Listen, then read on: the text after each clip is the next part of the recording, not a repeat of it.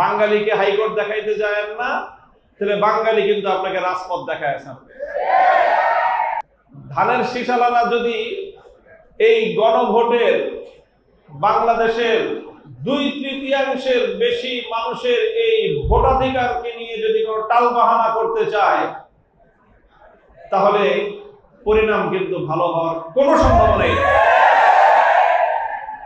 কাজেই জনগণের মতামতকে, জনগণের রায়কে হাইকোর্ট দেখাবেন, এই বাঙালির হাইকোর্ট দেখানোর দিন কিন্তু শেষ। বাঙালিকে হাইকোর্ট দেখাইতে যায় না, তাহলে বাঙালি কিন্তু আপনাকে রাজপথ দেখায়। আমরা পরিষ্কার ভাষায় বলি, যেইভাবে জুলাই সনদ হয়েছে,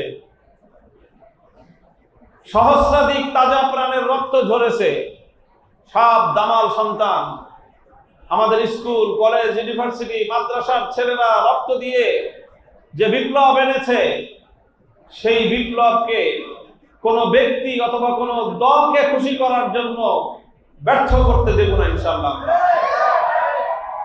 এবং যেইভাবে ফ্যাসিবাদের দুয়ার বন্ধ করার জন্য যেই জুলাই সনদ প্রণীত হয়েছে, সেই জুলাই সনদ বাস্তবায়ন করতে হবে।